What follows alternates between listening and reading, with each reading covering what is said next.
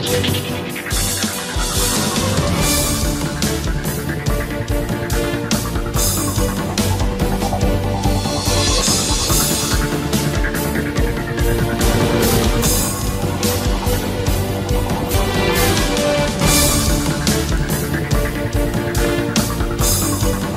শুভেচ্ছা, সবাইকে আমন্ত্রণ। যমুনা টেলিভিশন নিয়মিত আয়োজন 24 ঘন্টা আপনার সঙ্গে আছে মাহফুজ মিশ। আপনারা জানেন চিকিৎসা শেষে দেশে ফিরছেন বেগম খালেদা জিয়া। তিনি এরই মধ্যে রওনা হয়েছেন এবং সব ঠিকঠাক থাকলে আগামীকাল তিনি ঢাকায় পৌঁছাবেন সকাল 10টা নাগাদ।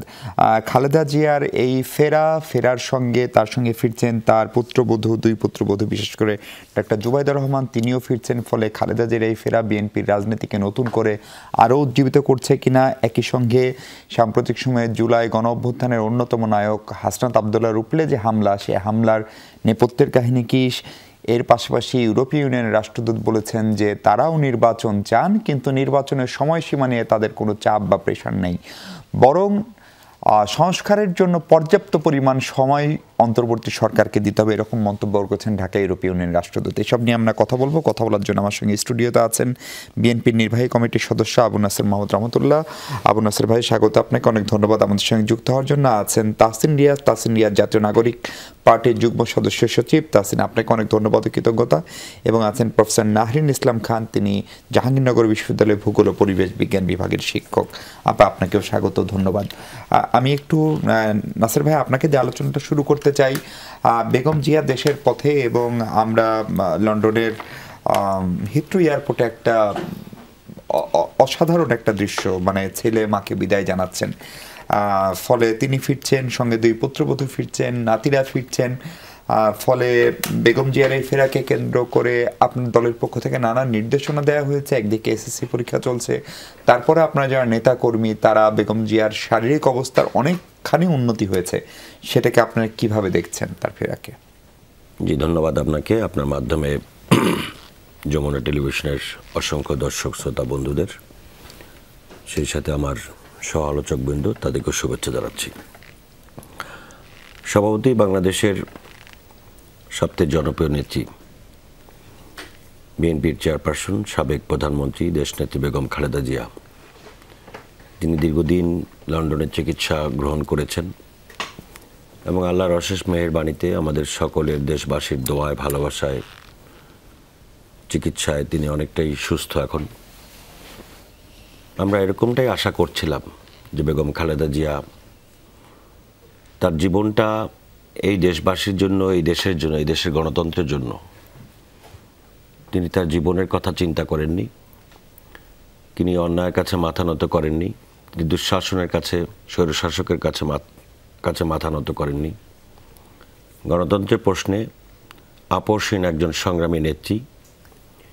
তিনি জেলকে বরণ করে নিয়েছিলেন, এই বয়সে কারাবরণ করেছেন, তবু অন্যায়ের কাছে মাথা নত করেননি।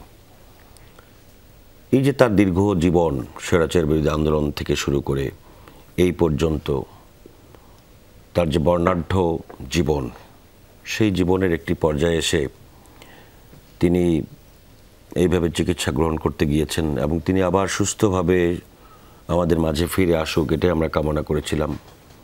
এবং সাথে দীর্ঘদিন পরে আমাদের ভারপ্রাপ্ত চেয়ারম্যানের সহধর্মিণী ডাক্তার জুবাইদা রহমান, তিনিও 17 বছর পরে আসছেন। অন্যান্য সফরসঙ্গী যারা আছেন, তারা সকলে আসছেন। আমরা নেতাকর্মীরা অত্যন্ত আনন্দিত, উচ্ছ্বাসিত, উজ্জীবিত। আমাদের প্রাণের নেত্রী, তাকে আমরা কাছে পাবো, দেখতে পাবো, তিনি আবার দলের হয়ে কাজ করবেন, দেশের হয়ে কাজ করবেন, এই প্রত্যাশা আমরা করি। আল্লাহ পাক তাকে সুস্থতার সঙ্গে আমাদের সঙ্গে নিয়ে আসুক। জি, আমি আবার আপনার কাছে তাহসিন রিয়াজ, বেগম জিয়া যখন এইবার লন্ডনে গেলেন, তখন নানা ধরনের আলোচনা, একটা আলোচনার বড় জায়গা ছিল যে তাকে ফিরতে দেওয়া হবে কিনা, অথবা -2 ফর্মুলার পরিপূর্ণ বাস্তবায়ন হয়ে যাচ্ছে কিনা, বিশেষ করে শেখ হাসিনা ইন্ডিয়ায় বা ভারতে কি বলে আপনার ক্ষমতাচ্যুত হয়ে চলে যাওয়ার পরে বা পালিয়ে যাওয়ার পরে। ফলে সেই সমস্ত রাজনীতি নিয়ে যে ধরনের শঙ্কা বা এর সঙ্গে আপনাদের দলকে জড়িয়ে নানান আলাপ, সরকারের নানা ধরনের চক্রান্ত, সেইটা খানিকটা ভুল প্রমাণিত হচ্ছে কিনা বেগম জিয়ার এই ফেরা দিয়ে? ধন্যবাদ যমুনাতে যারা আমাকে দেখছেন এবং আমার সহ আলোচক, বিজ্ঞ আলোচকবৃন্দ যারা আছেন। দেখুন, এটা আমাদের জন্য কিন্তু একটা ভালো মুহূর্ত, খুশির মুহূর্ত। আমরাও কিন্তু দেশনেত্রী বেগম খালেদা জিয়াকে কিন্তু আমরা আপোষহীন নেত্রী হিসাবেই কিন্তু আমরা বিবেচনা করি, যদিও আমরা অনেক ছোট রাজনীতিতে, কেবল নতুন। তবে তাদের বিএনপি এবং স্পেশালি হচ্ছে বেগম খালেদা জিয়ার যে সংগ্রাম, এই সংগ্রাম তো আমরা দেখেছি, এত বছরের যে সংগ্রাম কি হতে পারতো এটা আমরা সবাই জানি। তিনি যদি একটু কম্প্রোমাইজ করতে পারতেন, বিএনপিটা জাতীয় পার্টি হতে পারত। তিনি যদি একটু কম্প্রোমাইজ করতে পারতেন, আজকে যারা কারাবরণ করেছেন, বিভিন্ন সময় জেলে গিয়েছেন, তারা এমপি হতে পারতেন। যেটা হতো সেটা হচ্ছে যে এই সরকার, যেই সরকারটিকে আমরা ফাইনালি এত বছর ধরে আমরা ফ্যাসিবাদ বলেছি, ফাইনালি যেই পতনের মাধ্যমে সত্যিকার অর্থে এটা প্রুভ হয়েছে, মানুষের কাছে মানে প্রতীয়মান হয়েছে যেটা আসলেই ফ্যাসিবাদ ছিল, সেটা হয়তো লেজিটিমেসি পেয়ে যেত। কাজেই তাকে যে আপোষহীন বলা হয়, তিনি আসলে যে আপোষ করেননি, বরং তিনি সংসদকে বেছে না নিয়ে, ভালো সুন্দর জীবনযাপন বেছে না নিয়ে, তিনি যে আসলে ওই কারাবরণ করে দেশকে সুরক্ষা দেওয়ার ক্ষেত্রেই তিনি অনেক বেশি সচেতন ছিলেন, সেটাকে আমরা অ্যাপ্রিসিয়েট করি। আপনি যেটি বলেছেন এটি আসলে মানে আসলে ডাইনামিক্সটা আমাদেরকে বুঝতে হবে, যে পলিটিক্যাল ডাইনামিক্সটা কেমন। আপনি ধরেন, আমি তো এই টকশোতে এসে বলেছি যে দেখুন, আসলে রাজনীতি তৈরি করে তো অনেকেই। তো রাজনীতি তৈরি করতে হলে যেটা হয় যে আপনার একটা অপোজিশন দরকার হয়, এবং অপোজিশনকে ঘিরে নানা রকম তত্ত্ব আপনার তৈরি করতে হয়। তৈরি করলে রাজনীতির ময়দানে অনেক কথা বলার সুযোগ তৈরি হয় আর কি। তো এইটি আমরা তখনও বলেছি, আমরা একটা ডিফেন্ড করেছি। বরং আজকে তো আগামীকাল তো বেগম জিয়া বাংলাদেশে আসবেন, আমরা বরং তারেক রহমানকেও বাংলাদেশে আমরা ওয়েলকাম করতে চাই। তিনি আসুক, এটা তার দেশ, তার জন্মভূমি। তিনি এদেশে আনাচে কোনাচে মানুষের কাছে গিয়েছেন, হেঁটেছেন, কথা বলেছেন। এই দেশে তো আমরা তো এই পরিবেশই চেয়েছিলাম। 5 আগস্টের পর আমরা কি চেয়েছিলাম? গণতান্ত্রিক পরিবেশ তৈরি হবে, সেখানে সকল রাজনৈতিক দল তাদের রাজনীতিটা করবে, তারা তাদের কথা বলবে, তারা তাদের স্বপ্নগুলো মানুষের কাছে পৌঁছে দিবে। সেই স্বপ্ন যদি মানুষ তার ভোটাধিকারের বিনিময়ে ক্রয় করে, তিনি ক্ষমতায় যাবেন, তিনি সংসদ পরিচালনা করবেন, তিনি রাষ্ট্র পরিচালনা করবেন। এর বেশি তো আমরা কিছুই চাইনি। তারপরও আমাদেরকে ঘিরে -2 ফর্মুলার কথা বলা হয়েছে, আমাদেরকে ঘিরে নানা রকম তত্ত্ব উপাত্ত, নতুন নতুন গল্প আমাদের বিরুদ্ধে উচ্চারণ করা হয়েছে। আমরা এগুলোকে তখনও অ্যাপ্রিসিয়েট করেছি, ইটস কোয়াইট ওকে। পলিটিক্যালি যেটা বলেছি, নির্বাচন, সুষ্ঠু নির্বাচনই একটা বড় আকাঙ্ক্ষা ছিল, নিঃসন্দেহে তাই। আমরা বারবারই আমরা বলেছি, দেখুন আমরাও কিন্তু নির্বাচনের দিকেই এগোতে চাই সবাইকে নিয়ে, কিন্তু আমরা তার আগে 2টি শর্ত দিয়েছি। এক, অবশ্যই এই যে গণহত্যা হয়েছে, এই গণহত্যার বিচার হতে হবে। বিচারের আগে যদি আমরা নির্বাচনের দিকে যাই, এবং এই বিচার করার মাধ্যমে এই যে ইন্টারিম গভর্নমেন্টকে প্রুফ করতে হবে যে সত্যিকার অর্থে ইন্টারিম গভর্নমেন্ট গণঅভ্যুত্থানের সরকার, এটি তাদের জন্য পরীক্ষা। আমরা স্পষ্টভাবে বলেছি যে মৌলিক সংস্কার, এটি এখন সবার কাছে পরিষ্কার। মৌলিক সংস্কার কি এটি আমরা ব্যাখ্যা করেছি বিভিন্ন জায়গায়, আমাদের দলের আহ্বায়ক থেকে শুরু করে আমাদের পার্টির আদার মেম্বার্সরা প্রতিনিয়ত বলে যাচ্ছেন। কাজেই মৌলিক 2টা বিষয় আমাদের এই চাহিদাটা আমাদেরকে পূরণ করতে হবে। এটা আমাদের স্বার্থে না, এটা এনসিপির স্বার্থে না, এটা এই রাষ্ট্রের স্বার্থে, এটা আগামীর রাজনীতির স্বার্থে, আমাদের গণতন্ত্রের স্বার্থে এই কাজগুলো করতে হবে। তারপর আমরা সবাই উৎসবমুখর পরিবেশে আমরা নির্বাচনের দিকে যেতে চাই। আর উৎসবমুখর পরিবেশে যখন ভোটাধিকার প্রয়োগ করতে পারবে মানুষ, তখন তো মানুষ সিদ্ধান্ত নিবে। আমি আজকে টকশোতে কথা বলছি, ওনারা আজকে টকশোতে কথা বলছেন, অসংখ্য মানুষ আজকে বিভিন্ন জায়গায় তাদের রাজনীতির কথা নিয়ে তো মানুষের কাছে যাচ্ছেন। কাজেই মানুষের কাছে সেই সর্বোচ্চ অধিকারটুকু আমরাও দিতে চাই। এই গণঅভ্যুত্থানের মাধ্যমে তাদের কাছে আমরা পৌঁছে দিতে চাই যে এবার আপনারা আপনাদের ডিসিশন নিয়ে নেন, আমাদের কোনো দ্বিমত থাকবে না সেক্ষেত্রে। জি জি, ডক্টর নারিন, আপনার কাছে যে প্রশ্নটা প্রথমেই করতে চাই সেটা হচ্ছে যে বেগম জিয়া তো কিছুদিন আগেই গেলেন, জুলাই গণঅভ্যুত্থানের পরে চিকিৎসার জন্য দীর্ঘদিন পর। অনেক দিনের দাবি ছিল, পরিবারের পক্ষ থেকে চিঠি দেওয়া হয়েছিল, সেটা হয় নাই। ফলে তিনি ফিরছেন, কিন্তু সম্ভবত বিএনপি নেতাকর্মীদের তার চেয়ে বেশি আগ্রহ যাকে নিয়ে, যিনি দীর্ঘদিন দেশে ফিরতে পারেননি, তারেক রহমান। তিনি কেন ফিরছেন না, অথবা খালেদা জিয়াকে কেন তারেক রহমানকে ছাড়া ফিরতে হচ্ছে, এইটার কোনো ব্যাখ্যা আনুষ্ঠানিকভাবে বিএনপি এখনো দেন নাই বা দেয় নাই।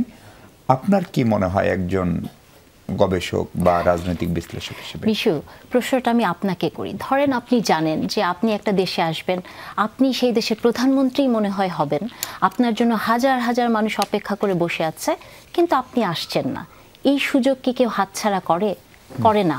তাই না? আর বিদেশে নিশ্চয়ই তারেক রহমান এমন একটা কোনো জীবনযাপন করছেন না যে যেখানে খুব বিলাসবহুল জীবন, না, উনি একজন সাধারণ মানুষের মতো একজন নাগরিক হিসেবে, কারণ বিদেশে সবাই সেভাবেই থাকেন। তো আপনি যেহেতু আসছেন না, আপনি জানেন যে আপনার জন্য কত লোভনীয় কত কিছু অপেক্ষায় আছে, তার পেছনে নিশ্চয়ই কোনো কারণ আছে। আমি সবসময় মনে করি এই যে প্রশ্নটা সবসময় করা হয় যে তারেক রহমান কেন বাংলাদেশে আসে না, এটা কোনো প্রশ্ন না, এটা একটা ন্যারেটিভ। হ্যাঁ, একটা ন্যারেটিভ তৈরি করা হচ্ছে যে এটার উত্তর, কিন্তু যারা এই প্রশ্নটা করেন তারা কিন্তু এটার উত্তর খোঁজেন না, তারা শুধু এই কথাটা ভাঙা রেকর্ডের মতো চলতে থাকে যে তারেক রহমান কেন দেশে আসে না। দেখুন, তারেক রহমান এই দেশে আসেননি, উনি 2008 সালে এই দেশ ছেড়ে চলে গেছেন, কিন্তু অন্য কোনো দল হলে বিএনপির কয় ভাগ হয়ে যাওয়ার কথা ছিল? দেখেন, শেখ হাসিনা চলে গেছে 6 মাস 8 মাস, না, এর মধ্যেই কিন্তু বলছে যে আমরা হাসিনাকে চাই না, আমরা অন্য আওয়ামী লীগ চাই। বিএনপির একটা কোনো নেতাকে আপনি বলতে শুনেছেন গত 16, 17, 18 বছরে যে আমাদের তারেক রহমানকে দরকার নাই? তার মানে হচ্ছে কি, এটাই ওনার ক্যারিসমা যে উনি এত দূর থেকে এই দলটাকে তো সংগঠিত রেখেছে। তো তারেক রহমানই খুব ভালো জানেন যে উনি কোন সময়ে আসবেন, কোনটা ওনার প্রয়োজন। এবং আমি মনে করি যে বিএনপি এমন একটি দল যে দলটা দেখুন, খালেদা জিয়ার কথা যদি আমরা বলি, কম্প্রোমাইজের জায়গায় ওনাকে আপোষহীন কেন বলা হয়? ওনার শব্দ চয়ন আপনি দেখেন, বা খালেদা জিয়াকে কিন্তু বারবার শেখ হাসিনা বলেছিলেন যে আপনি ক্ষমা চান নিঃশর্তভাবে, তাহলে আপনাকে বিদেশে যেতে দেওয়া হবে। খালেদা জিয়া কিন্তু ক্ষমাটাকে গ্রহণ করেননি, অথচ এই শেখ হাসিনাকেই কিন্তু আমরা দেখেছি তিনি বলেছেন যে আমাকে একটা ভোট ভিক্ষা দেন, তাই না? এই ভিক্ষা শব্দটাই উনি বলেছেন। তাহলে দেখেন যে কম্প্রোমাইজের কোন লেভেলে আপনি চলে যেতে পারেন যে আপনি ভিক্ষা শব্দটা ব্যবহার করছেন রাষ্ট্রের ক্ষমতায় আসার জন্য, অথচ খালেদা জিয়া যার সামনে জেল ছিল উনি কিন্তু কম্প্রোমাইজ করে ওই জায়গাটা বেছে নেননি। তো এই আপোষহীন একজন নেত্রী, তার যে দল এবং তার যে পুত্র, এবং এটাও আপনাকে মেনে নিতে হবে, যতই আপনি বলেন না কেন যে নেপোটিজম অর আপনার পরিবারতন্ত্র, এই সাবকন্টিনেন্টে কিন্তু পরিবারতন্ত্রটা ইম্পর্টেন্ট। এবং দ্ব্যর্থহীন কণ্ঠে বলতে চাই যে বিএনপি মানেই কিন্তু জিয়া পরিবার, তাই না? বা মানে আওয়ামী লীগ মানেই কিন্তু মুজিব পরিবার, এটা কিন্তু আপনি কোনোভাবেই অস্বীকার করতে পারেন না। তো সেই জায়গা থেকে আমি মনে করি যে তারেক রহমান নিজে বিচক্ষণ, তিনি জানেন কোনটা তার সময় এখানে ফেরত আসার। আর উনি ফেরত না এসেও যদি সব কিছু ঠিক মতো চলে, বিএনপি এরকম দুর্বার গতিতে এগিয়ে যায়, আমি মনে করি না যে এটাতে বড় কোনো সমস্যা আছে। এটা আমার মনে হয় একদম পরিষ্কার। আমি একটু আপনার কাছে আবারও একটু যে প্রশ্নটা আনতে চাই যে জোবাইদা রহমান ফিরছেন এবং একটা ধারণা করা হচ্ছে তার যে ব্যক্তিত্ব, তার যে পারিবারিক ব্যাকগ্রাউন্ড, মানে পৈতৃক পরিবারের কথা বলছি, প্লাস তিনি তো জিয়া পরিবারের পুত্রবধূ, ফলে সব মিলিয়ে বেগম জিয়ার যে শারীরিক অবস্থা, বয়স, সে জায়গায় নেক্সট জেনারেশন হিসেবে যেহেতু তারেক রহমান এখনো ঢাকায় বা বাংলাদেশে ইন পার্সন অ্যাভেলেবল না, সেক্ষেত্রে জোবাইদা রহমান বিএনপির ঐক্য বা সাংগঠনিকভাবে এগিয়ে যাওয়ার দায়িত্ব বা একটা প্রতীক হয়ে উঠতে পারেন কিনা? অফকোর্স হয়ে উঠতে পারেন। আমার মনে হয় যে উনাকে কিন্তু আপনি এমন করে ধরে নেবেন না যে উনি কারো দয়ায় বা ওই পরিবারের কারণেই আসে। উনি নিজেই অসম্ভব যোগ্যতা সম্পন্ন একজন নারী, তাই না? উনার যদি একাডেমিক ব্যাকগ্রাউন্ড আপনি দেখেন যে উনি ভেরি সাউন্ড, উনার একাডেমিক ব্যাকগ্রাউন্ড, উনার রেজাল্ট ভেরি সাউন্ড, সব কিছু মিলে। তো আমরা তো আরও মনে করি যে নারী হিসেবে এরকম নারীদেরই ক্ষমতায় আসা উচিত, এরকম নারীদেরই ফোকাল পয়েন্টে আসা উচিত। তো আমি মনে করি এটা একটা এক্সেলেন্ট আইডিয়া হবেন উনি যদি আসেন। আমি জানি না ওনার ব্যক্তিগত কি, তবে আমি মনে করি বাংলাদেশের মানুষ মুখে আছে যে উনার নেতৃত্বকে স্বাগত জানানোর জন্য। তো উনিও খুবই বিচক্ষণ এবং এটা উনাদের সিদ্ধান্ত। আমার মনে হয় যে উনি আসতে পারেন, কিন্তু সবাই তাকে ওয়েলকাম করবে এবং আমি মনে করি না উনার জন্য পথটা খুব বন্ধুর হবে, কারণ উনি ওই আবহের মধ্যেই থেকেছেন, ইভেন ওনার পারিবারিক আবহটাও তাই ছিল। সো আমার মনে হয় এটা উনার জন্য কোনো ডিফিকাল্ট কিছু হবে না। এবং আমাদের মতো মেয়েরা বা জুবাইদা রহমানের মতো মেয়েরা, যিনি নাকি মানে এত বছর বাংলাদেশে আসতে পারেননি, এত পজিটিভ একটা ইম্প্যাক্ট উনি ফেলতে পারতেন এই সোসাইটিতে অ্যাজ আ চিকিৎসক, তাই না? পারতেন, সেটা উনাকে করতে দেওয়া হয়নি। তো এইসব নারীরা তো চ্যালেঞ্জ নিতে পছন্দ করে। তো আমার ধারণা উনি নিশ্চয়ই এই চ্যালেঞ্জটা নেবেন যদি প্রয়োজন হয়। জি, তাসনিয়া, আপনার কাছে এই প্রসঙ্গে একটু ছোট্ট করে জানতে চাই যে আমাদের এখানে নেতৃত্বের সংকট যে কত প্রকট হতে পারে সেটা আমরা 1/11-এর সময় দেখেছিলাম। যে ধরেন খন্দকার দেলোয়ার হোসেন প্রয়াত, বিএনপির তৎকালীন মহাসচিব, মানে আনুগত্য, বিশ্বস্ততা এবং একই সঙ্গে দায়িত্বশীলতা, কিংবা ধরেন আওয়ামী লীগের তৎকালীন যিনি ছিলেন প্রয়াত, তিনিও প্রয়াত, জনাব জলিল, তাদেরকে দায়িত্ব নিতে, জনাব জিল্লুর রহমান প্রয়াত বাংলাদেশের সাবেক রাষ্ট্রপতিও বটে তিনি। ফলে সেই জায়গা থেকে এখন সেকেন্ড জেনারেশনের ক্ষেত্রে ধরেন বিএনপি একটা অনেকখানি সময় এগিয়ে যাচ্ছে মনে হচ্ছে দৃশ্যতই। কারণ সেখানে তারেক রহমান যদি নাও ফেরেন, আমরা ধরে নিচ্ছি এক ধরেন ইউটোপিয়ান আইডিয়ার মতো, যে ধরেন উনি হয়তো লন্ডনেই থাকবেন, বা উনি হয়তো এখানে ফিরতে চান না, বা উনি পরে ফিরবেন, সেক্ষেত্রে একটা অল্টারনেটিভ তৈরি হচ্ছে। ফলে রাজনীতিতে জোবাইদা রহমান আসছেন কিনা, আপনাদের পূর্বাভাস বা আপনাদের বোঝাপড়াটা কি? দেখুন, আমরা মানে যে কাউকে তো আমরা অ্যাপ্রিসিয়েট করতে পারি অ্যাজ লং অ্যাজ এটা আসলে একটা বিএনপির রাজনীতির অংশ। আমি আসলে মানে খুব বেশি এই জায়গাটাতে আমি আসলে মন্তব্য করতে রাজি নই। বাট অ্যাজ এ মানে যদি বলি যে একটা পলিটিক্যাল সিনারিওতে যদি আমরা বলি, একটা ওপেন ফিল্ড, যে কেউ আসতে পারে। আমার কাছে যেটা মনে হয় যে বিএনপিতেও তো আসলে অসংখ্য যোগ্য নেতৃত্ব এই বিগত 16 বছরে তৈরি হয়েছে। আমরা অনেকের স্যাক্রিফাইস তো দেখেছি বিএনপির, এবং আপনি টপ অর্ডারটা যদি দেখেন, প্রত্যেকটা মানুষই তো মানে আনকম্প্রোমাইজড ছিল। ইনফ্যাক্ট প্রত্যেকটা মানুষ না, আমরা তো এটা তো খুব মানে প্রকাশ্য দিবালোকের মতন একদম মানে ক্লিন অ্যান্ড ভেরি মানে ক্লিন। সেটা হচ্ছে প্রত্যেকের কাছেই তো অর্থের প্রলোভন ছিল, প্রত্যেকের কাছেই তো এমপি হওয়ার সুযোগ ছিল, কাজে তারাও এই স্যাক্রিফাইসটা করেছেন। আমরা আসলে আরও বেশি অ্যাপ্রিসিয়েট করতে চাই সেটা যদি তাদের অভ্যন্তরীণ যে টপ অর্ডার, এই টপ অর্ডার থেকেই যদি উপরের দিকে ওঠে নেতৃত্বটা, সেটা কি আরও বেশি সুন্দর না? আমরা সেটাকেও অ্যাপ্রিসিয়েট করতে চাই। দেখুন, আমরা মানে পরিবারতান্ত্রিক যে রাজনীতি, পরিবারতান্ত্রিক রাজনীতির মানে ডিমেরিটসগুলো আমরা জানি। আমি একভাবে বিএনপিকে বলতে চাই না, আমি আলাদা করে সমালোচনা করতে চাই না, কারণ আমি ফিল করি যে যদি apart from the family chain, আমরা যদি তারেক রহমানকে দেখি, মানে তিনি তার ওই যোগ্যতাটা প্রমাণ করেছেন, কাজেই পরিবারের বাইরে থেকেও তারেক রহমান ভিন্ন একটা নেতা। কিন্তু আমরা এটা বিশ্বাস করতে চাই, এটা আমরা বলতে চাই যে পার্টির মধ্যকার যে গণতন্ত্র, সেটাও আসলে প্রস্ফুটিত হওয়া দরকার। এটাকে আমরা অ্যাপ্রিসিয়েট, নতুন রাজনৈতিক বন্দোবস্ত কিন্তু এটারও একটা বড় অংশ। কিন্তু কাজেই হয় কি, ধরেন এটা যদি এইভাবে করে সিকোয়েন্স চলতে থাকে, যে ধরেন আজকে ধরেন আমি নেতা, আমার ছেলে নেতা হবে, আমার ছেলের ওয়াইফ নেতা হবে, আমার কাছে মনে হয় যে এটা একটা ওয়ে হতে পারে। সেটা যদি যোগ্যতা প্রমাণ করে, আমি কিন্তু ব্যক্তি হিসেবে মন্তব্য করছি না কাউকে, যদি সেটা যোগ্যতা প্রমাণ করে কেউ সামনের দিকে এগোতে চায় এবং তাকে যদি তার দল অ্যাকসেপ্ট করে, তাকে যদি বাংলাদেশের মানুষ অ্যাকসেপ্ট করে, we don't have any problem. হওয়াও তো উচিত না। ধরেন জোবাইদা রহমান যদি তিনি দেশে আসেন, তার মানে তো এই না তিনি এমপি হয়ে যাচ্ছেন, এটা তো প্রুফ করে না। তাকে দেশে আসতে হবে, সাধারণ জনগণের কাছে যেতে হবে, তাকে প্রুফ করতে হবে, প্রতিদ্বন্দ্বিতা করতে হবে, তারপর আমরা তাকে বলতে পারবো যে না, হ্যাঁ আসলে মানুষ তাকে এখন গ্রহণ করে নিয়েছে। কাজেই ওই মানুষের কাছে যদি তিনি গ্রহণযোগ্যতা পান, আমাদের কোনো দ্বিমত নেই। অভ্যন্তরীণ পার্টির যে গণতন্ত্র, সেটা সুরক্ষিত থাকুক, সেটা সুসংগঠিত হোক, সেটা প্র্যাকটিসটা তৈরি হোক, নিচ থেকে যেন উপরের দিকে মানুষ নেতা হইতে পারে। আমরা কিন্তু এই কথাটা বলেছি, আমরা বলেছি যে লালমনিরহাটের যে ছেলে, সেই ছেলেও যেন বাংলাদেশের প্রধানমন্ত্রী হতে পারে, সেই দরজাটা তো আমাদেরকে ওপেন করতে হবে। জি, আমি একটা বিরতিতে যাই। রহমতুল্লাহ ভাই, আপনার কাছে একটা প্রশ্ন রেখে যেতে চাই। ধরেন 5 আগস্টের শেখ হাসিনা বা আওয়ামী লীগের এই বিশাল সাম্রাজ্যের পতনের পরেই ধরেন বিএনপি ক্ষমতায় চলে এসছে বা আসবে, এইটা হচ্ছে প্রচলিত ধারণা। এমনকি বিএনপির তৃণমূলের নেতাকর্মী সেটা হয়তো মনেও করেন। ফলে সেটা করতে গিয়ে ধরেন তারেক সাহেব বারবার স্পষ্ট করে বলছেন যে নির্বাচন খুব বেশি সহজ হবে না, আমি ওনাকে কোট করছি। ফলে ধরেন রাজনীতির নানা ধরনের খেলাধুলা, নানান সমীকরণ ইত্যাদি আছে। ফলে বেগম জিয়ার এই ফেরা অথবা সঙ্গে জোবাইদা রহমানকে নিয়ে ফেরা, সেটা বিএনপির নেতাকর্মীদের উজ্জীবিত করবে আপনি বলছিলেন, কিন্তু এতে করে রাজনীতিতে নতুন গতি আসবে?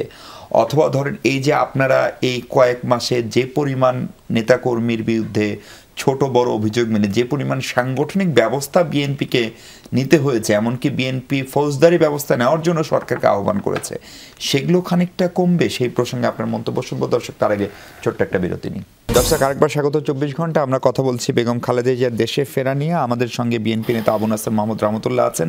রহমতুল্লাহ ভাই, জানতে চাচ্ছিলাম যে বেগম জিয়ার এবং জোবাইদা রহমানের দেশে ফেরার মধ্য দিয়ে বিএনপির রাজনীতিতে নতুন গতি সঞ্চার হবে কিনা, বিশেষ করে যে সমস্ত অভিযোগের কথা বিএনপির বিরুদ্ধে উঠে, অন্য কারো কথা বলছি না, বিএনপি যে সমস্ত সাংগঠনিক ব্যবস্থা নিয়েছে, কোনো মিডিয়া ট্রায়াল বা সেগুলোর কথা বলছি না, ফলে এই ধরনের ঘটনার হার আগামী 10 দিন 15 দিন 1 মাসে কমবে বলে আপনারা বিশ্বাস করেন কিনা, বেগম জিয়ার শারীরিক উপস্থিতি ঢাকায় থাকলে?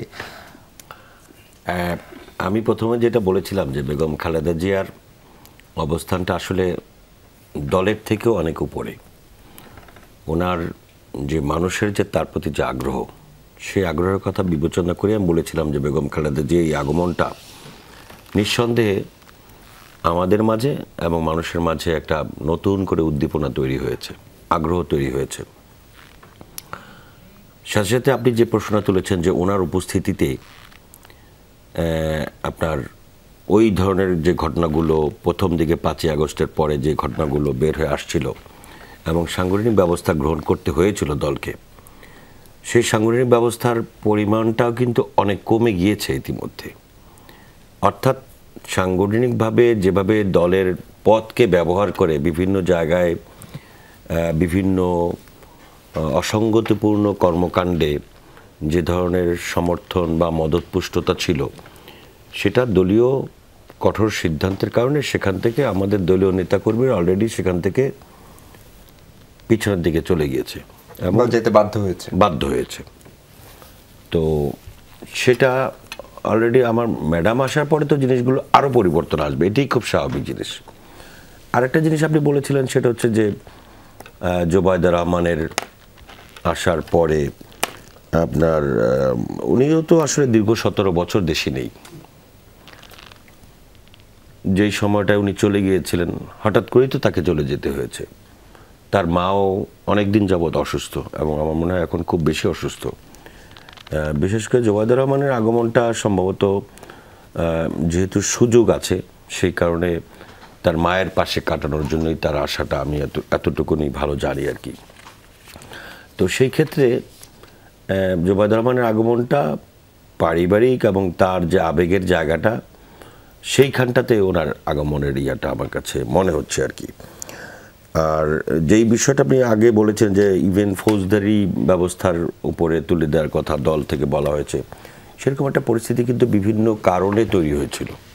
এবং আপনারা জানেন যে এমন কিছু জায়গা আছে যেখানে দলের একজন ব্যক্তির বাড়ি ওখানে একটা ঘটনা ঘটেছে, দেখা গেছে সে ওই রাস্তা দিয়ে যাওয়া আসার পথেও তার নামটা জুড়ে দেওয়া হয়েছে, তার লোকজন। তো একজন নেতা যে এলাকায় থাকেন তার লোকজন তার সঙ্গে একটা সম্পর্ক থাকবে, এটা স্বাভাবিক। তো সেই পরিস্থিতিটা এখন মোটামুটি কাটিয়ে উঠেছে আমরা, এবং ওইরকম একটা পরিস্থিতি ম্যাডাম আসার পরে এটার উন্নতি আপনি যেটা বলেছেন যথার্থই, যে এই পরিস্থিতির আরও উন্নতি ঘটবে এটা আমরা প্রত্যাশা করি। সেটা আপনি আশাবাদী রহমতুল্লাহ ভাই। আরেকটা জিনিস হচ্ছে ধরেন নির্বাচন নিয়ে তো সবচেয়ে বেশি আলাপ, এবং নির্বাচন নিয়ে বিএনপি ধরেন দ্রুততম সময়ে চায়, তাসিন রিয়াজরা হয়তো আরেকটু সংস্কার করে চান, কিন্তু সরকার প্রধানের কথা কিন্তু পরিবর্তন হয়নি। উনি জুন 30 এখন পর্যন্ত ডেডলাইন আছে। ফলে জানুয়ারিতে হোক আর জুনে হোক নির্বাচন তো হচ্ছে। ফলে নির্বাচন নিয়ে বিএনপির প্রস্তুতিতেও বেগম জিয়ার এবং জোবায়দা রহমানের আগমন ইতিবাচক ভূমিকা রাখবে কিনা? আপনি জানেন অনেকেই কিন্তু অনেক দল, বিশেষ করে জামাত ইসলাম, তার প্রায় সব আসনের প্রার্থিতা চূড়ান্ত করেছে। ফলে আপনারা বড় দল অনেকে প্রার্থী হতে চায়, বা ধরেন 1.5 দশক প্রার্থী হতে পারেনি। ফলে যিনি হয়তো ওয়ার্ড কাউন্সিল ইলেকশন করার স্বপ্ন দেখেছিলেন 2008-এ, উনিও এখন ন্যূনতম এমপি হতে চান। ফলে এই সংকট, এই দলের অভ্যন্তরীণ টানাপোড়েন, সেগুলো মেটানোর জন্য সাংগঠনিক কার্যক্রমকে আপনারা দ্রুতই শুরু করবেন। দেখুন, আমাদের ভারপ্রাপ্ত চেয়ারম্যান জনাব তারেক রহমান সাহেব শুধু আন্দোলন পরিচালনা করেন নাই, দীর্ঘদিন যাবৎ যাকে কেন্দ্র করে এই দলটা, আপা যেটা বললেন বা আমাদের সহ আলোচক তাহসিন সাহেব যেটা বললেন, যে ওনাকে কেন্দ্র করেই কিন্তু আমাদের দলটা কিন্তু এখন ঐক্যবদ্ধ। এবং উনি রুট লেভেলের সঙ্গে যেভাবে যোগাযোগ রক্ষা করেছেন, উনি কিন্তু জানেন যে কোন এলাকায় কাকে কিভাবে সেট করতে হবে, সেট করলে সেটা জনগণ অ্যাকসেপ্ট করবে, দলের জন্য ভালো হবে, এটা কিন্তু তার কাছে একেবারে মুখস্থ। এবং উনি কিন্তু সমস্ত তথ্য উপাত্ত সব কিছু জোগাড় করে, আমার বিএনপি তো নির্বাচনমুখী দল, তো নির্বাচনমুখী দল কেউ কেউ হয়তো ঘোষণা করেছেন, কেউ কেউ ঘোষণা করার প্রস্তুতি নিচ্ছেন। বিএনপি বড় দল হিসেবে যেহেতু প্রতিযোগিতা বেশি, নেতাও বেশি, তো সেই কারণে ওইভাবে ঘোষণা করলেও এক ধরনের এলাকার মধ্যে একটা ক্রিয়া প্রতিক্রিয়া সৃষ্টি হতে পারে, তাতে করে দলের জন্য ক্ষতিকর একটা প্রভাব পড়তে পারে। তো সেই কারণে আমার কাছে মনে হয় যে টোটাল নির্বাচনী আসনগুলো চিত্রটা তারেক রহমান সাহেবের কাছে একেবারেই মুখস্থ, এবং ওনার কাছে সব কিছুই নোট ডাউন করা আছে। সেটা নিয়ে এই দলের কোনো সমস্যা হওয়ার কথা না। ইভেন আপনার 2018 সালের যে নির্বাচন আপনার মনে আছে, অল্প সময়ের ব্যবধানেই কিন্তু নির্বাচনের সিদ্ধান্ত নেওয়া হয়েছিল, প্রার্থী কিন্তু আমরা সেভাবেই দিয়েছি। তো এইটা বড় মেটার না, মেটারটা হচ্ছে আপনি যেটা বলছেন যে ইউনূস সাহেব বলেছেন, জামায়াত ইসলামীও বলেছে বা এনসিপিও বলেছে। প্রশ্ন হচ্ছে ইউনূস সাহেব তো আমাদের মর্যাদার প্রতীক, আমাদের জাতীয় মর্যাদার প্রতীক, উনি আমাদের আন্তর্জাতিকভাবে সমাদৃত একজন ব্যক্তি। তিনি যখন নির্বাচনের তারিখ একবার ডিসেম্বর বলেন, একবার বলেন ফেব্রুয়ারি, একবার বলেন জুন, সংকটটা কিন্তু ওইখান থেকে তৈরি হয়। অন্যান্য বিভিন্ন উপদেষ্টা বা বিভিন্ন লেভেলের নেতারা যেভাবে কথাবার্তা বলেন নির্বাচন নিয়ে, মাঝে মাঝে তো মনে হয় যে নির্বাচন চাওয়াটাই মনে হয় একটা অন্যায় কাজ, এবং নির্বাচন চাওয়াটা মনে হয় এটা একটা মানে নির্বাচন হইলেই মনে হয় বিচার বন্ধ হয়ে যাবে সব কিছুর। তো বিচার তো কারা চাইবে? এই 15 বছর 16 বছর যাবৎ এখনো পর্যন্ত আদালতের বারান্দা বিএনপির নেতারা সকাল থেকে শুরু করে সন্ধ্যা পর্যন্ত দৌড়দৌড়ি করে, বহু জায়গার বহু নেতাকর্মী এখনো সারা বছর শত শত হাজার হাজার নেতাকর্মীকে গুম করা হয়েছে। ইলিয়াস আলীর মতো একজন ব্যক্তিকে গুম করা হয়েছে, চৌধুরী আলীর মতো জনপ্রিয় ব্যক্তিকে গুম করা হয়েছে। তো তারা বিচার চায় না, বিচার চায় কারা? বিচারটা কারা চায়? আর বিচার করবে, বিচার প্রক্রিয়ার মধ্যে আজকে 8 মাস 9 মাস কতটুকুন আপনি অগ্রসর হতে পেরেছেন? বিচার আপনি এই 8 মাস 9 মাসের মধ্যে আপনার কতটুকু অর্জন হয়েছে? আপনি ট্রাইব্যুনাল করে রাখছেন একটা ট্রাইব্যুনাল দিয়ে আপনি কয়জনের বিচার করবেন? কয়টা পুলিশ অফিসারকে আপনারা অ্যারেস্ট করেছেন? কয়জন পুলিশ অফিসার সরাসরি ইনভলভ ছিল যারা জানে, তাদেরকে আপনার আইনের কাঠগড়ায় দাঁড় করানো হয়েছে? তো সেই ক্ষেত্রে এই বিচার করে তারপর আপনি করবেন বা সংস্কার করে করবেন, আপনি জোর করে বিচার করবেন, জোর করে সংস্কার করবেন, তাহলে এইগুলি বলে নির্বাচনটাকে আপনি পাশ কাটাচ্ছেন কিনা বা নির্বাচনটাকে আপনি দূরে ঠেলে দিচ্ছেন কিনা, বিলম্বিত করছেন। আর একটি গণতান্ত্রিক যেই দেশে নির্বাচন না হয়, নির্বাচিত সরকার না থাকে, সেই দেশটাকে গণতান্ত্রিক দেশ বলা যায় কিনা, সেই প্রশ্নটা কিন্তু থেকেই যায়। আপনি যতই গণতন্ত্রের কথা বলেন, যত কিছুই বলেন, এই যে একটু আগে তাসিন সাহেব বললেন যে ভোটের জন্যই তো এই ধরনের বিষয়গুলো, তো ভোট ছাড়া তো গণতন্ত্র আপনি করতে পারেন। আপনি গণতন্ত্রের কথাই বলছেন, তো গণতান্ত্রিক সমাজে আপনি ভোটাধিকারের ব্যবস্থা না করে আপনি গণতান্ত্রিক সমাজের চিন্তা করা, এটা তো একটা অকল্পনীয় বিষয়। আপনাকে আবার একটু থামাই তাসিন রিয়াজ, আপনার কাছে প্রশ্ন হচ্ছে যে ধরেন হেফাজত ইসলামের নারী বিষয়ক সংস্কার কমিশন নিয়ে যে সুপারিশ, সেটি বন্ধ সহ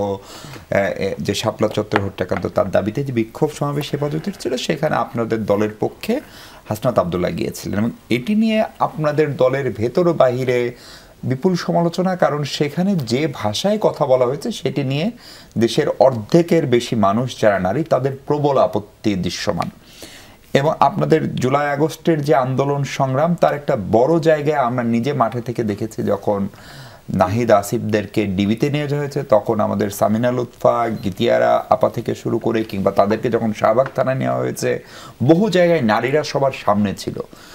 ফলে এটা করার পরে কীরকম মনে হয়েছে যে এইটা স্ট্র্যাটেজিগতভাবে এনসিপি ভুল করলো, এবং তার সঙ্গে কি হাসনাতের উপর যে হামলা, যেহেতু এদেশে অনেক কিছু হয়, পিএইচডি করা লোকজনের আমরা শুনছি পিএইচডি নাকি করেই নাই, আমরা জজমিয়া নাটকে দেশে দেখেছি। ফলে আমাদের এখন কোনো কিছু অবিশ্বাস করতে আসলে মানে কম ভয় হয়। ফলে হাসনাতের উপরে এই যে হামলা এবং হামলার যে মাত্রা এবং তার পরিপ্রেক্ষিতে পুলিশের যে তড়িৎ অ্যাকশন, ধরেন 70 জন গ্রেপ্তার এরই মধ্যে, যদি ভুল না করি, এগুলোর কোনো সম্পর্ক আছে? মানে এনসিপি কি ভাবমূর্তি উদ্ধারের কাজে হাসনাতকে ব্যবহার করলো কিনা? না, প্রথমত যে আপনার যে জায়গাটাতে শেষ করেছেন, এটার সাথে আমার প্রচণ্ড রকম দ্বিমত আছে। এনসিপি মানে এত বড় একটা ফিগার, মানে হাসনাত তো বিপ্লবের অন্যতম একটা ফিগার। হাসনাতকে এনসিপি মানে তাদের মানে ভাবমূর্তি ফিরিয়ে আনার জন্য ব্যবহার করবে, মানে নীতি নৈতিকতার মানে এত বড় জলাঞ্জলি এনসিপির দেওয়ার মতন অবস্থা তৈরি হয়নি, এটা এনসিপি দিবেও না। এনসিপির অভ্যন্তরীণ যে জবাবদিহিতা, অভ্যন্তরীণ ফোরামের যে জবাবদিহিতা, সেটা অসংখ্য মানে দলের বিপরীতে যদি এনসিপিকে দাঁড় করাই, সেটা অনেক অনেক গুণে ভালো। কাজেই মানে ব্যাপারটা এরকম না যে এনসিপি মানে কোনো একটা রং ডিসিশন নিলেই সেটা এক্সিকিউট করে ফেলতে পারবে, কাজে সেটা সুযোগ নাই। মানে এটা বলার উদ্দেশ্য হচ্ছে, এটা কোনো ধরনের মানে অনৈতিক কার্যক্রম বা যেটা মানে ভালো না, সেটা পার্টি চাইলেই কেউ একজন এক্সিকিউট করে ফেলতে পারে না, এটার সুযোগ নাই। দ্বিতীয় প্রশ্ন হচ্ছে যে আপনি বলেছেন যে হেফাজতের ওই ঘটনা, মানে হেফাজতের প্রোগ্রামে যাওয়া আসা এবং যে মানে নারী সংস্কার কমিশন নিয়ে যে ধরনের আলোচনা হচ্ছে, এটার সাথে হামলার কোনো সম্পর্ক আছে কিনা, এটার সাথে হামলার কোনো সম্পর্ক নাই। আমরা এটা আপনিও জানেন মিশু ভাই, যারা সোশ্যাল মিডিয়াতে আছেন তারাও দেখেছেন যে এই হামলাটার পর মানে কারা উল্লাস করেছে, কোন কোন আইডি থেকে উল্লাস করেছেন। ওখানকার লোকাল যে আওয়ামী লীগের যেই নেতা ছিলেন, সভাপতিরা ছিলেন, ওখানকার ছাত্রলীগের যারা ছিলেন, তারা এটাকে একেবারে ওই আইডি ধরে ধরে মেনশন করে হচ্ছে তারা উল্লাস করেছেন যে তারা হামলাটা মানে সফলভাবে তারা এক্সিকিউট করতে পেরেছেন। এটা আমাদের যদি এভাবে করে বলতে হয় তাহলে এটা আমাদের আমরা জানি যে পতিত ফ্যাসিবাদ যেটা চোরাগুপ্তা হামলার পথ বেছে নিয়েছে এবং যেটা সর্বোচ্চ পর্যায়ে নিন্দনীয়, যাদের হাতে কিনা এখনো রক্তের দাগ লেগে আছে, যাদের হাতে কিনা এখনো রক্তের দাগ শুকায়নি, হামলাটা তারাই করেছে। আপনি এটা আমার নিষেধ হওয়ার তো কিছু নাই। আপনি মানে এটা তো ওই ইয়ার মতন অবস্থায় যে জঙ্গি হামলার পর যেরকম জঙ্গি সংগঠনগুলো যারা ক্লেম করে স্টেটমেন্ট দেয়, এরকম করে স্টেটমেন্ট দিচ্ছে তারা অনলাইনে এবং মানে ভেরিফাইড আইডি থেকে স্টেটমেন্ট দিয়েছে। এখন একটা হামলার দায় যখন তারা স্বীকার করে নিচ্ছে, আমার নিশ্চয়তা দিয়ে তো কিছু আসছে যাচ্ছে না, তারা তো এটা স্বীকার করে নিচ্ছে। কাজেই এই হামলার সাথে হেফাজতের ইস্যু নাই। আর আপনি যেটা বলেছেন এটা অত্যন্ত গুরুত্বপূর্ণ। জুলাই আন্দোলনে নারীদের যে ভূমিকা, মানে ইভেনচুয়ালি মানে আমি খুব মানে বড় মার্জিন এটা বলতে চাই, প্রাইভেট বিশ্ববিদ্যালয় এবং নারী এরা কিন্তু গেম চেঞ্জিং মানে পয়েন্টে ছিলেন, ফ্যাক্টর ছিলেন। এবং নারীদের এখানে কিন্তু মানে কারা হিজাবি, কারা নন হিজাবি, কারা মাদ্রাসা থেকে বিলং করে, কারা প্রাইভেট ইউনিভার্সিটি থেকে বিলং করে, কারা ইংলিশ মিডিয়াম, কারা বাংলা মিডিয়াম, এই পার্থক্য কিন্তু আন্দোলনের সময় তৈরি হয় নাই। এবং আমরা যেরকম করে মানে মাদ্রাসা পড়ুয়া নারীদেরকে আমরা দেখেছি তারা হিজাব পরে তারা এই আন্দোলনে সম্পৃক্ত হয়েছেন, আবার আমরা অনেক প্রগতিশীল নারীদেরকেও তো আমরা দেখেছি। বরং মানে এখানে সংখ্যার তারতম্য ছিল না, স্বতঃস্ফূর্তভাবে নারীরাই এই আন্দোলনকে সংগঠিত করেছে। কাজেই এই আন্দোলনের পর এই নারীদের মানে সর্বোচ্চ রকম হক আছে, সকল পর্যায়ের নারীদেরই হক আছে। কাজেই আজকে যে বিতর্কটি তৈরি হয়েছে, আপনি আমাদের স্টেটমেন্ট আপনি দেখেছেন নিশ্চয়ই, সেখানে আমরা কিন্তু খুব স্পষ্টভাবে বলেছি। আলাদা করে কথা বলবো স্টেটমেন্টে। আমার এখানে একটু প্রশ্ন হচ্ছে, তার মানে আওয়ামী লীগ এখনো গাজীপুরের মতো জায়গায় মানে গভীর রাতে তো না, ধরেন এই সন্ধ্যা রাতে হাসনাতের মতো প্রবল পরিচিত এবং প্রবল জনপ্রিয় বটে সে, তার উপরে হামলা করার সক্ষমতা এখনো রাখে না। এখানে সক্ষমতার প্রশ্ন না, আপনি মানে খুবই মানে ক্রিটিক্যাল প্রশ্ন, আমি যে একটু ক্রিটিক্যালি উত্তরটা দিই। দেখেন মানে সক্ষমতাটা কাকে বলে? সক্ষমতা তখন আপনি প্রদর্শন করতে পারেন যখন আপনি ফেস টু ফেস আসেন। সক্ষমতা তখন প্রুফ হয় আপনার জনশক্তি কত আছে, আপনার মানে আপনাকে পিপল অ্যাকসেপ্ট করছে কিনা। আপনি রাজপথে আসেন, আপনি আগামীকালকে সমাবেশ দেন পল্টনে, দেখেন আপনি এটা এক্সিকিউট করতে পারেন কিনা। আপনি আগামীকালকে বলেন যে আপনি পার্টি অফিস, আপনার আওয়ামী লীগের পার্টি অফিস খুলবেন, আপনি দেখেন আপনাকে জনগণ সুযোগ দেয় কিনা। সক্ষমতা ওটাকে বলে যখন আপনি লেজিটিমেট ওয়েতে, মানে আপনি নিজেকে সক্ষমতার কথা বলছেন, আমি নেতিবাচক করতে আমি সক্ষমতা, আপনি যেটাকে সক্ষমতা বলছেন, এই কাজ করতে সক্ষমতা লাগে না। এই কাজ কি, আপনি রাস্তার মাঝে আপনি একটা গাড়ি নিয়ে যাচ্ছে একজন ভদ্রলোক, আপনি চাইলেই তো 20টা মানুষকে হচ্ছে চারপাশ থেকে আপনি মুভ করে দিয়ে, এটা তো মব। এটাকে বলে হচ্ছে চোরাগুপ্তা হামলা।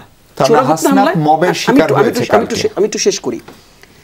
মানে চোরাগুপ্তা হামলা করতে সক্ষমতার প্রয়োজন হয় না। সেখানে আপনি যদি 20 জন মানুষকে যদি 20 লাখ টাকা করে দেন, আপনি বলে দিলেন যে সে গিয়ে ঢিল মারে চলে আসে। তার মানে হাসনা তো এক ধরনের মবের শিকার হয়েছে গতকাল। হ্যাঁ, অবভিয়াসলি এটা শুধু মব না, এটাকে আমরা যেটা বলি সেটা হচ্ছে যে এটা একটা সহিংস আচরণ, এটা একটা সন্ত্রাসী কার্যক্রম, এটা একটা চোরাগুপ্তা হামলা, এটা কমপ্লিট একটা চোরাগুপ্তা হামলা। কাজে এটাকে শুধুমাত্র আপনি যদি মব শব্দ দিয়ে আপনি বিবেচনা করতে চান, এটা আমার কাছে মনে হয় যে পুরো সিচুয়েশনকে পলিটিসাইজ করা হবে, সেটা আমরা এইভাবে বলতে চাই না, সেটা আমি বলি না, চোরাগুপ্তা হামলাই বলতে চাই। আপনি বলছিলেন কিনা সেটা জিজ্ঞেস করি। প্রফেসর নারায়ণ ইসলাম খান, হাসনাতের উপরে এই হামলার ঘটনাকে আপনি কিভাবে দেখেন? আমরা দেখেছি তাৎক্ষণিকভাবে জাতীয়তাবাদী ছাত্র দল, ছাত্র শিবির থেকে শুরু করে ক্রিয়াশীল বেশিরভাগ ছাত্র সংগঠন এটার প্রতিবাদ করেছে, অনেকে রাস্তায় নেমেছে, পুলিশ তড়িৎ অ্যাকশন নিয়েছে। গণতান্ত্রিক একটা প্রক্রিয়া তো এটাই হওয়া উচিত। আমরা দেখেন সিচুয়েশনটা এমন হয়ে গেছিল গত 15 বছর, এই প্রতিবাদটাই তো আসার কথা ছিল সব রাজনৈতিক দল থেকে।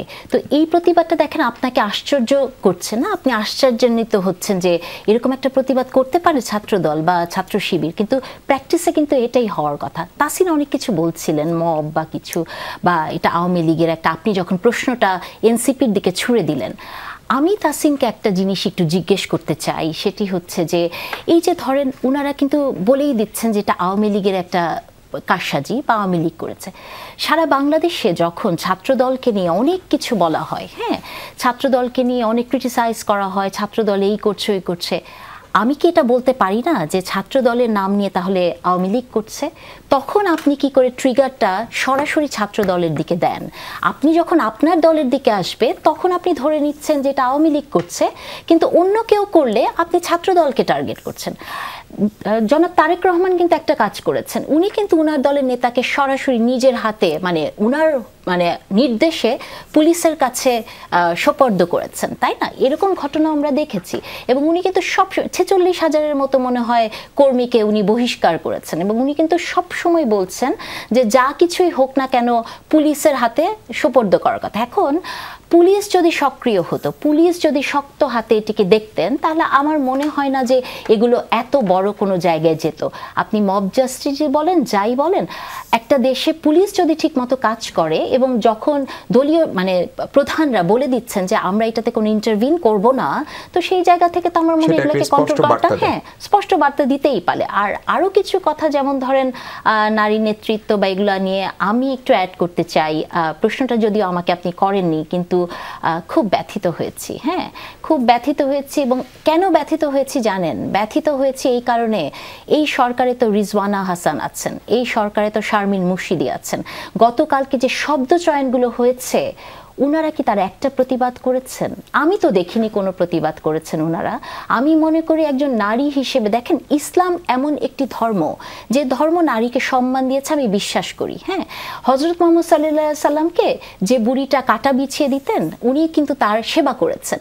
তো আপনি আপনার প্রতিপক্ষকে, ধরেই নিলাম নারী আপনার প্রতিপক্ষ, এই কমিশন আপনার প্রতিপক্ষ, কিন্তু তার একটা প্রস্তাবনাকে আপনি মেনে নিতে পারছেন না, মেনে নেওয়া না। আপনি ডিবেটে বসেন, আপনি তর্ক করেন, আপনি যুক্তিতে আসেন, কিন্তু নারীর প্রতি যে শব্দগুলো কালকে ব্যবহৃত হয়েছে, আমি মনে করি বহু বছর এরকম প্রতিটি লাইনে নারীকে যে চোখে দেখা হয়েছে, যে শব্দগুলো বলা হয়েছে, একজন নারী হিসেবে আমি এটি প্রতিবাদ জানাই এবং আমি লজ্জিত যে এই সরকারে যে নারীরা আছেন তাদের ভূমিকা দেখে।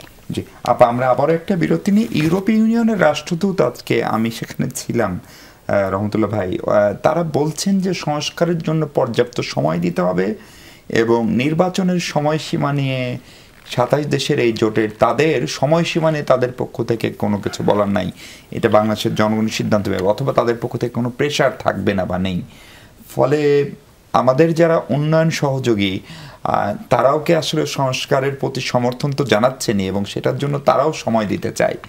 তাহলে এই সংস্কারের সবচেয়ে বেশি সুফল যারা ভোগ করবে বাংলাদেশের মানুষ এবং তাদের সবচেয়ে বড় দল বিএনপি, আপনারা কেন সংস্কারের জন্য সময় দিতে চাচ্ছেন না? কারণ এই সংস্কারের কথা তো আপনারা সবার আগে বলেছিলেন। সেই প্রশ্ন রেখে বিরতিতে যাই। দর্শক আরেকবার স্বাগত, আমরা কথা বলছি 24 ঘন্টায়। রহমতুল্লাহ ভাই, আপনার কাছে প্রশ্ন ছিল, সংস্কারে পর্যাপ্ত সময় দেওয়ার কথা ইউরোপীয় ইউনিয়নও বলছে, তার মানে কি বিদেশি বন্ধুরাও একটু সংস্কারটা হোক সেটা চায়, বা নির্বাচন নিয়ে বিএনপি যে তাড়াহুড়া করছে সেই যাত্রায় বিএনপি খানিকটা বিদেশি বন্ধু শূন্য হয়ে পড়ছে কিনা? বিষয়টা হচ্ছে, বিএনপি তো বিদেশি বন্ধুদের হীন অবস্থায় গত 15 বছর ছিল।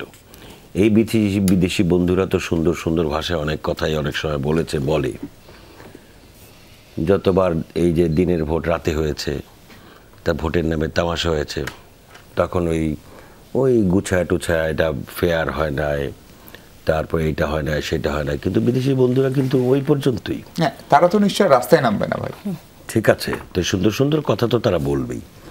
আবার ওনারা কিন্তু ওনাদের গণতান্ত্রিক যে ফর্মুলা, সেই ফর্মুলা কিন্তু ফ্রি, ফেয়ার, ক্রেডিবল ইলেকশন, এইগুলি কিন্তু সবসময় বলে আসতেছে। এখন আপনি সংস্কারের যে বিষয়টা বলছেন, সংস্কার তো আপনার 3 বছর আগেই আমাদের ভারপ্রাপ্ত চেয়ারম্যান সাহেব সকলের সঙ্গে আলোচনা করে একটা সংস্কার প্রস্তাব দিয়েছেন। এখনকার যারা সংস্কারের কথা বলছেন, সেই সংস্কারগুলোর প্রায় 80% কিন্তু মিল আছে ওই সংস্কারগুলোর সাথে। এবং এখন যারা সংস্কার বলতে বলতে মুখ দিয়ে ফেনা তুলে ফেলতেছে, তাদের কিন্তু অনেকে সংস্কার নামক এই জিনিস তাদের মাথায়ও ছিল না 3 বছর, 2 বছর বা 1 বছর বা 6 মাস আগে, এই 5ই আগস্টের আগে। তো সংস্কার তো অবশ্যই হবে। সংস্কারটাকে আপনি কোন পর্যায়ে কতটুকু সংস্কার করবেন, সেটা হচ্ছে প্রশ্ন। আপনার ইউনূস সাহেব জাতির উদ্দেশ্যে বক্তব্য দিয়ে তারপর একটা সংস্কার কমিশন 5টা 6টা কমিশন গঠন করলেন এবং বললেন যে 6 মাসের মধ্যে এগুলো রিপোর্ট পেশ করবে। তো 6 মাসের মধ্যে কিন্তু তারা রিপোর্ট পেশ করতে পারেনি, এখনও আলোচনা চলছে বিভিন্নভাবে। তা আপনি কতদিন পর্যন্ত আলোচনা করবেন, কি কি সংস্কার করবেন? আর এই সংস্কারগুলো কি এরকম যে আপনি এই করলেন আর 50 বছর আর কোনো সংস্কারের প্রয়োজন না? বিষয়টা তো এরকম না। সংস্কার তো আপনার 20 বছর পরেও একটা সংস্কার লাগতে পারে, 2 বছর পরে একটা সংস্কার প্রয়োজন হতে পারে। সো এই সংস্কারের কথা বলে বিদেশি বন্ধুরা যেটা বলছে এটা আলাদা চ্যাপ্টার, বাট সংস্কারের কথা বলে আপনি বাস্তবিক অর্থেই কোনো সংস্কার কিন্তু এখন পর্যন্ত বাস্তবিক অর্থে আপনার প্রতিফলন করাতে পারেনি। মোদ্দা কথা হলো যে আপনার সংস্কার করার জন্য একটি নির্বাচিত সরকারের সংস্কার বাস্তবায়ন করা হচ্ছে যথোপযুক্ত জায়গা। এর বাইরে কোনো সংস্কার করা হলে সেটা চাপিয়ে দেওয়ার নাম সামিল হবে।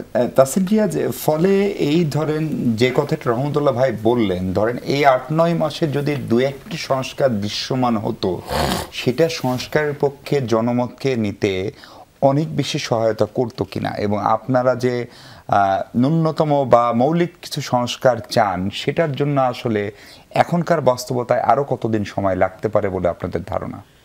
না দেখুন, মানে এখানে মানে প্রসঙ্গটা তো নির্বাচন, আসলে সংস্কারের আলোচনাটা বারবার আসে নির্বাচনকে কেন্দ্র করে। এটার ব্যাপারে তো আসলে একটা কমিটমেন্ট মানে ইন্টারিম গভর্নমেন্টের আছে। কাজেই এখানে আরও কিছু ফর্মুলাও তো এসছে। আমরা যে মৌলিক সংস্কারের কথা বলেছি, আমরা তার আগে বলেছি যে বিচারটাকে আমাদের নিশ্চিত করতে হবে। এখন আইনি কিছু জটিলতা আছে, প্রক্রিয়াগত কিছু মানে আমলাতান্ত্রিক জটিলতা আছে, এবং সংস্কারেও ইনফ্যাক্ট আপনি মানে এই কথাগুলো আমরা অনেকবার বলেছি, এটা আবারও একটু ছোট করে যদি বলে দিই, সেটা হচ্ছে দেখেন মানে যেই জায়গা থেকে আসলে এই রাষ্ট্রকে টেক ওভার করা হয়েছে, হাতে নিয়েছে ইন্টারিম গভর্নমেন্ট, রাষ্ট্রের প্রত্যেকটি কাঠামো তো ফাংশনাল ছিল না।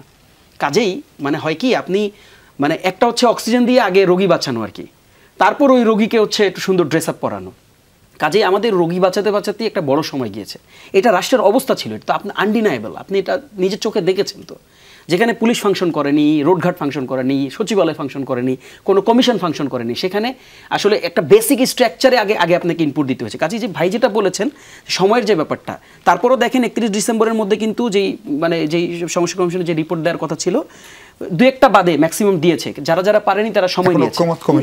এখন ঐকমত্য কমিশন কাজ করছে, অলরেডি পার্টিগুলোর কাছে তারা মানে সাজেশন চেয়েছে, তারা তাদের প্রপোজিশনগুলো নিয়েছে। এখন আমাদের যেটা প্রসঙ্গ সেটা হচ্ছে যে মানে ইন্টারিম গভর্নমেন্ট অলরেডি কিন্তু প্রক্রিয়াটা কিন্তু মানে শুরু হয়ে গিয়েছে। কাজেই মানে একটু সময় দিয়ে মানে পাশে থাকাটা জরুরি। আর ইউরোপিয়ান ইউনিয়ন না, এটা আমরা যেটা বলেছি আমরা যে দেখেন এখানে আরেকটা কাউন্টার অপিনিয়ন কিন্তু এসছে, সেটা হচ্ছে যে জুন জুলাইয়ের ক্ষেত্রে যে ইলেকশনাল রোডম্যাপটা দেওয়া আছে, সেক্ষেত্রে আমরা বলেছি যে আমরা মৌলিক যে জায়গাগুলো আমরা একদম বেসিক যে কনস্টিটিউশনাল ইস্যুসগুলো, ইলেকশন কমিশন ইস্যু, এগুলো যদি ফাংশনাল হয় আমাদের দ্বিমত থাকবে না।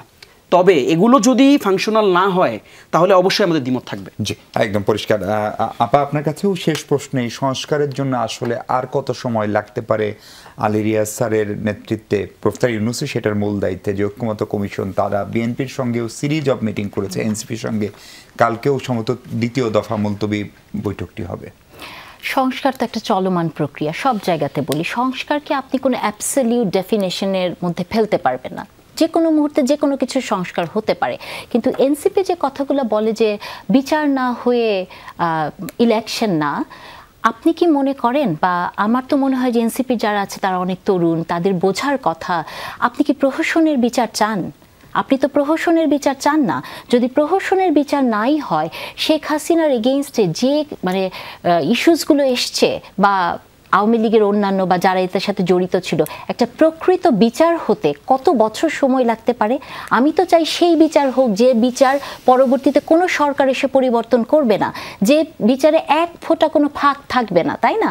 তো ওরকম একটা বিচার হতে আপনি বলতে পারেন বিচারিক প্রক্রিয়া শুরু হতে পারে, কিন্তু বিচার শেষ হওয়ার আগে না পর্যন্ত কোনো নির্বাচন নয়। ওটা ওনাদের সামান্থা বলেছে। আর ইউর যে প্রসঙ্গটা বললেন, ওনারা আজকে বলেছেন যে সংস্কারের জন্য কিছু সময় দেয়। গতকাল এই ইউর লোকজনই এবং রাশিয়ান এম্বাসি থেকেও লোকজন যে কিন্তু জনাব ফখরুল ইসলাম আলমগীরকে বলেছেন যে নির্বাচন কবে, বা নির্বাচন তারা কবে জানতে হতে পারে চেয়েছেন। ওনারা জানতে চেয়েছেন। তাহলে দেখেন একদিনের মানে ইসেতেই এক ধরনের ব্যত্যয় দেখা যাচ্ছে। নির্বাচন চাইতে হবে মিশু, নির্বাচন চাইতে হবে, গণতান্ত্রিক প্রক্রিয়ায় এর কোনো বিকল্প নাই এবং আমি বিশ্বাস করি যে এটার পথে আমরা চলছি এবং চলবো। জি, Thank অনেক you. ধন্যবাদ ডক্টর নাহিনুল ইসলাম খান, ধন্যবাদ তাহসিন রিয়া, ধন্যবাদ আবু নসর মোহাম্মদ রহমতুল্লাহ। দর্শক, এই ছিল আলোচনা। ভালো থাকবেন সবাই, সঙ্গে থাকার জন্য অনেক ধন্যবাদ।